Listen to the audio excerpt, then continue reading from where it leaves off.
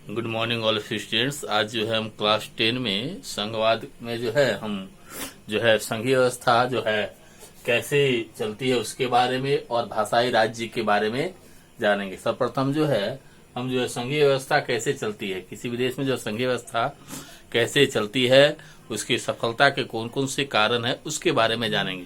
साथ ही साथ इसके अंतर्गत जो हम भारत में भी जानेंगे जो संघीय व्यवस्था में सफलता का कारण कौन कौन सा है। जो संघीय व्यवस्था जो है कि सफलता के लिए जो है संवैधानिक प्रावधानों का होना आवश्यक है। जो संवैधानिक प्रावधान है जो है वह बताता है कि जो संघ व्यवस्था के अंतर्गत जो विभिन्न जो प्रांत जो मिलकर जो संघ में आए हैं वह कौन से कार्य करेंगे, कौन कौन से कार्य करेंगे और उनके क्या अधिकार क्षेत्र है। भारत में भी जो है संघीय व्यवस्था की सफलता का जो मुख्य कारण है वह जो है वह है संवैधानिक प्रावधान है। जो संवैधानिक प्रावधान के अंतर्गत जो है केंद्र और राज्यों के बीच जो है उनकी कार्य एवं शक्तियों का जो बंटवारा है। केंद्र और राज्यों के बीच जो है कार्य और शक्तियों का बंटवारा जो है 4 भागों में किया गया है।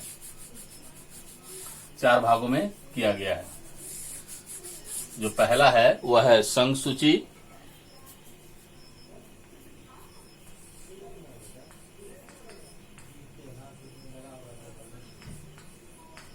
संघ सूची। दूसरा राज्य सूची,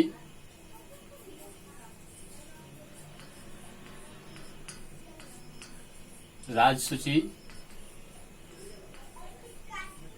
और तीसरा समवर्ती सूची।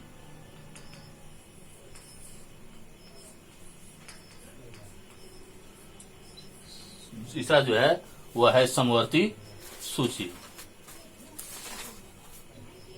समवर्ती सूची जो है समवर्ती सूची।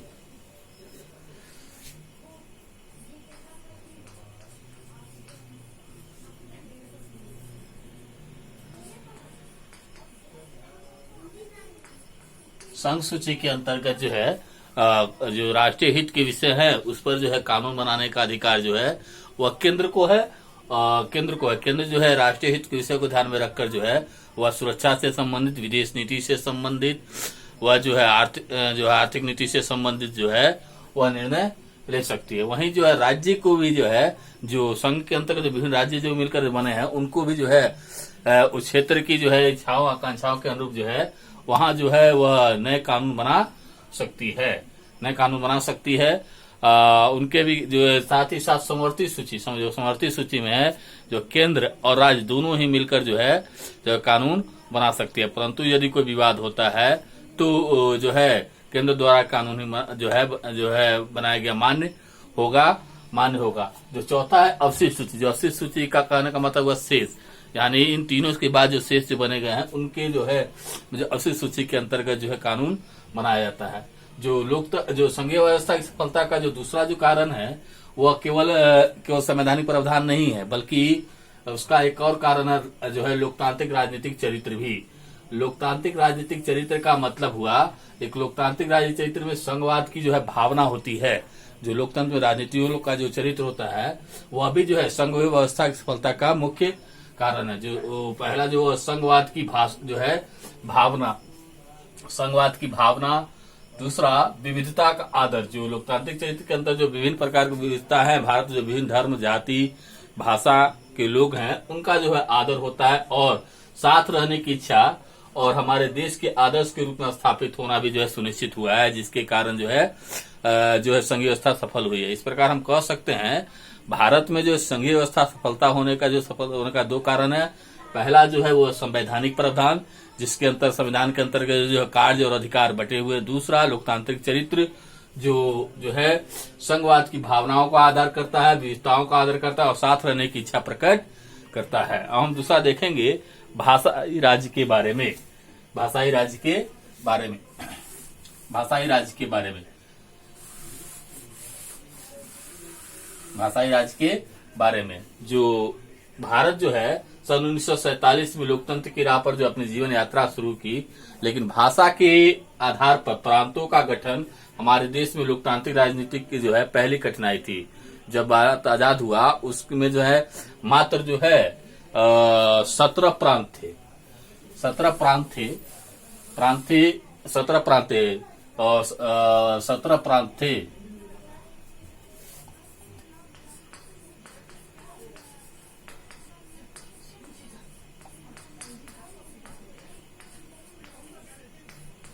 इस समय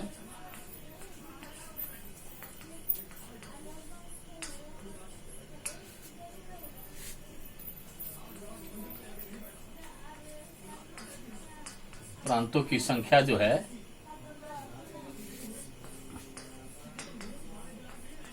17 थी, परंतु आजादी के बाद जो है कई नए प्रांत बने, अनेक पुराने प्रांत गायब हो गए, नए प्रांतों का जो है बने।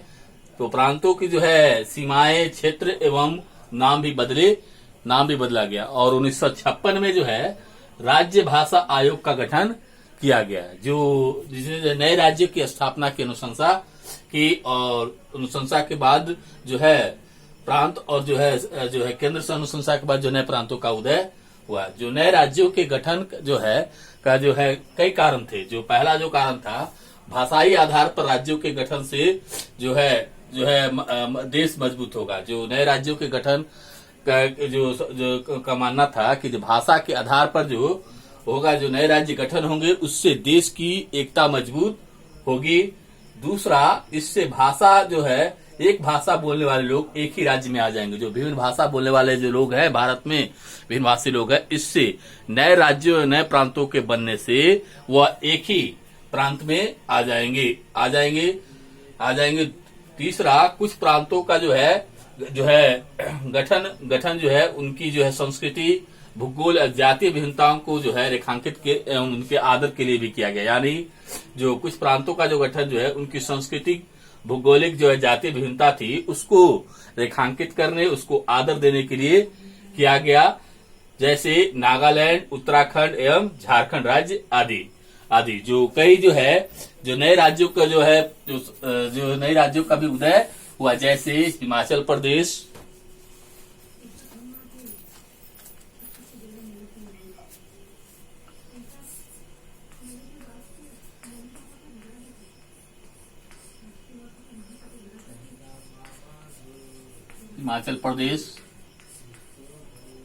जो है का उदय जो है 1971 में।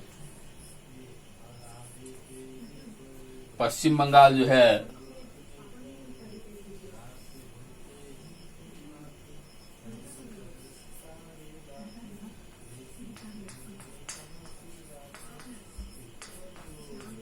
पश्चिम बंगाल का उदय जो है, राज्य का गठन जो है 1956 में। 1956 में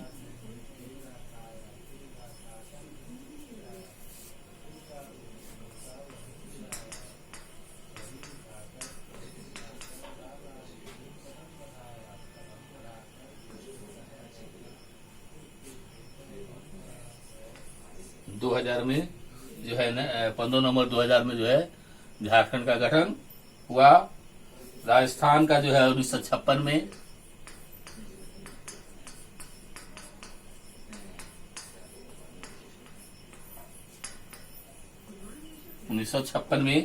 और तेलंगाना जो सबसे